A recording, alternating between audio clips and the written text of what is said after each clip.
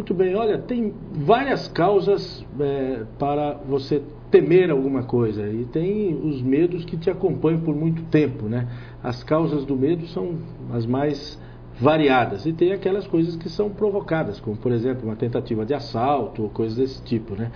Para nos ajudar um pouco a respeito desse assunto, está aqui o Dr. Vicente Ramates, que é psiquiatra. Tudo bem, Dr. Vicente? Tudo bem, Giovanni. Bom, se a gente tiver que dizer qual é a principal causa do medo do ser humano, o que você diria? Eu diria que o medo é fruto de memórias, de pensamentos do nosso cérebro. O ser humano ele nasce com apenas um medo, basicamente, que é o medo do barulho. E ao longo da sua jornada, com as experiências vividas, adquiridas, vão surgindo os medos, de pequena, de média, de grande intensidade, com várias classificações aí diferentes. Nós temos os pânicos, as fobias, e temos reações realmente de pavor, mediante algumas circunstâncias. O medo, ele sempre foi algo que suscitou a curiosidade dos estudiosos. Já na Grécia Antiga, os autores, os teatrólogos de época, já faziam paródia com a situação, assim como procuravam descrever aquilo que eles chamavam de a falta de paz da alma, ou algo parecido. Ao longo da nossa história do mundo ocidental, tem sido citado uma das citações mais famosas no século XVII é do escritor Miguel Cervantes, autor da célebre obra de Dom Quixote, em que ele dizia que o medo é uma sensação que confunde os nossos pensamentos e torna realidade as nossas ansiedades. O medo pode levar à loucura? Claro. Bom, tem dois aspectos nisso. Em determinados quadros, nós temos o medo como um dos sintomas de algum quadro psicopatológico que esteja se desenhando. Em outras circunstâncias, nós temos alguém que passou por um trauma e desenvolveu um medo, e se isso não for bem trabalhado, com um bom acompanhamento psicoterápico, eventualmente medicamentoso também, dependendo da estrutura de personalidade que a pessoa tenha, pode sim se tornar uma doença mental. O senhor diria que muita gente, um percentual elevado de pessoas, sofre e esse medo acaba interferindo, por exemplo, na sua produtividade, no seu dia a dia? Ah, sim, claro. Principalmente nesses tempos de uma sociedade tão violenta que nós estamos vivendo, o pânico tem sido uma situação corriqueira nos prontos-socorros. As pessoas chegarem com pânico, um medo, um estado de ansiedade instalado sem saber exatamente de quê. E nos consultórios psiquiátricos existe uma grande procura de pessoas que vêm relatar as suas fobias, que são medos específicos a algumas situações. Agora, quando a gente fala a palavra medo, muita gente pode associar isso a coisas, ao perigo, a coisas grandiosas, né? Na verdade, pelo jeito, existem pequenos medos e grandes medos, né? Você passar por uma... E ele pode se evoluir para um grande medo, não sei se é por aí. Com certeza, veja bem.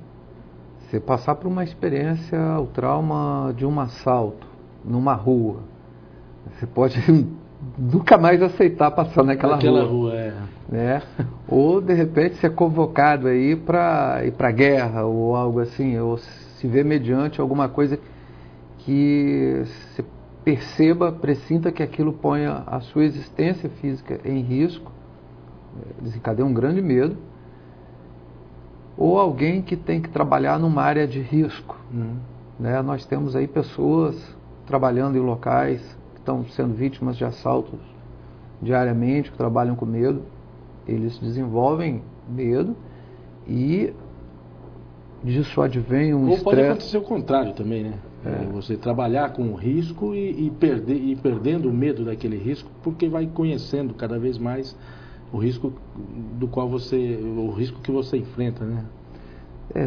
Tem uma técnica até uma técnica de tratamento, fazer com que a pessoa vá confrontar o seu medo para ver que aquilo é apenas uma sensação.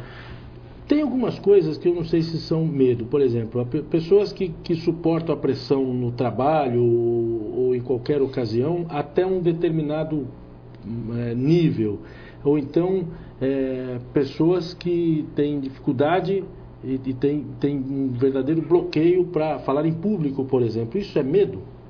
É fobia social. Fobia social? A fobia social pode levar a pessoa a ter medo de enfrentar uma multidão, enfrentar uma classe, enfrentar uma entrevista.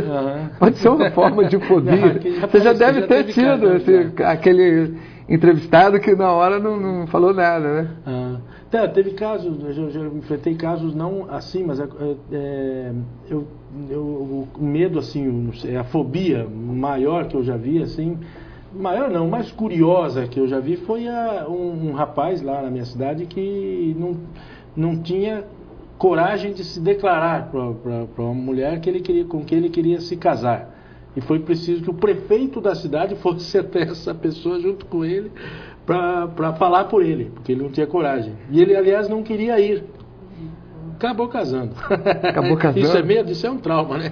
Timidez. Timidez, né? Timidez pode ser confundida com medo também? Não. Timidez é uma insegurança, né? Que a pessoa é causada principalmente por uma sensação de insegurança, às vezes por baixa autoestima. E claro que se alguém se sente assim, se ele tiver que confrontar alguma situação, vai sentir medo. Você falou visto por esse ângulo, sim. Né? Você falou em baixa autoestima. A baixa autoestima, ela pode facilitar aquela figura a ter medo das coisas e das pessoas e das situações? Alguém com baixa autoestima, por ele não se julgar capaz, se ele for colocado ou for enviado a alguma situação, vai lá e faça, claro que ele vai sentir medo. Eu já vi também um caso de um jornalista que tinha problema de autoestima e ele falou que não aguentava a pressão e que não suportaria encarar situações estressantes. Acabou ouvindo do chefe que jornalismo é estresse e infelizmente perdeu o emprego.